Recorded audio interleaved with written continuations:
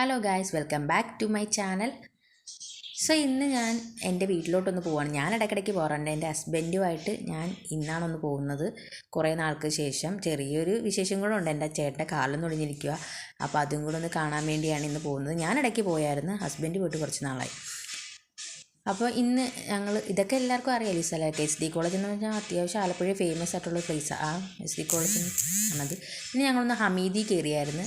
Just പഴയ ഗോൾഡൊന്ന് മാറ്റിയെടുക്കണമെന്നുണ്ടായിരുന്നു. പിന്നെ കുറച്ച് പദ്ധതികളെക്കുറിച്ചും കൂടെ ഒന്ന് തിരക്കണമെന്നുണ്ടായിരുന്നു. സോ ഞങ്ങളൊന്ന് അവിടെ ഒന്ന് ജസ്റ്റ് കയറി എല്ലാം തിരക്കി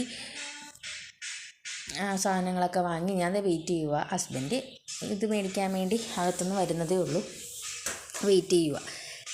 പിന്നെ ഞങ്ങൾ അവിടെ നിന്ന് യാത്രയായി. ഞങ്ങൾക്ക് മെയിനായിട്ട് ഇതും കൂടെ മാറ്റാനുള്ള ഉദ്ദേശത്തിൽ കൂടെയാണ് ഞങ്ങൾ ഇറങ്ങിയത്. ഞങ്ങളത് കഴിഞ്ഞിട്ട് ഞങ്ങളുടെ വീട്ടിലോട്ടുള്ള യാത്രയാണ്. ഈ വീടിൻ്റെ അടുത്ത് എത്തി. എൻ്റെ വീട് ഇന്ദ്രാൻഷനാണ്.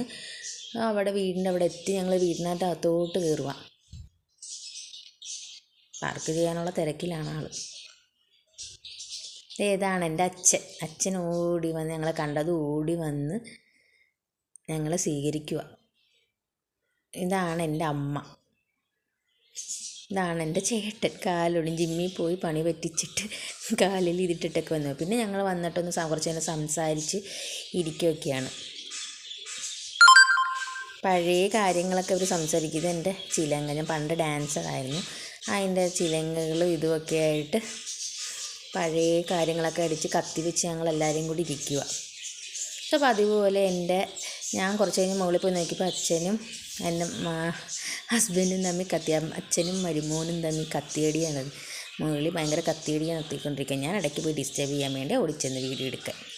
പിന്നെ അടുത്തതായി മെയിനായിട്ടുള്ള ഞങ്ങളുടെ ഫുഡ്, ചപ്പാത്തിയും ചിക്കൻ കറിയും ഫ്രൈഡ് റൈസും സലാഡും എല്ലാം ഉണ്ടായിരുന്നു കേട്ടോ.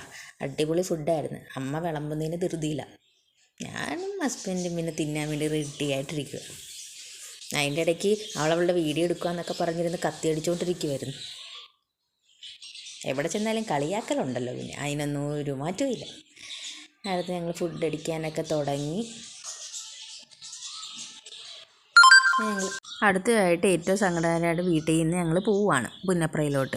സോ അതിനുള്ള യാത്രയിലാണ്. ഞാൻ ഇറങ്ങാൻ നേരത്തെ ചേട്ടനോട് യാത്ര പറഞ്ഞില്ലായിരുന്നു. പിന്നെ ഓടിപ്പോയി ടാറ്റയൊക്കെ പറഞ്ഞ് അമ്മയോടും അച്ഛനോടും ഒക്കെ ടാറ്റ പറഞ്ഞ് ഇറങ്ങുക. പുന്നപ്രയിലോട്ട് പോവുക. ഓൾറെഡി ലേറ്റ് ആയിരുന്നു, 9 മണിയൊക്കെ ആയിരുന്നു. അപ്പം പോകുമ്പോൾ ടാറ്റയൊക്കെ പറഞ്ഞ് പോവുക.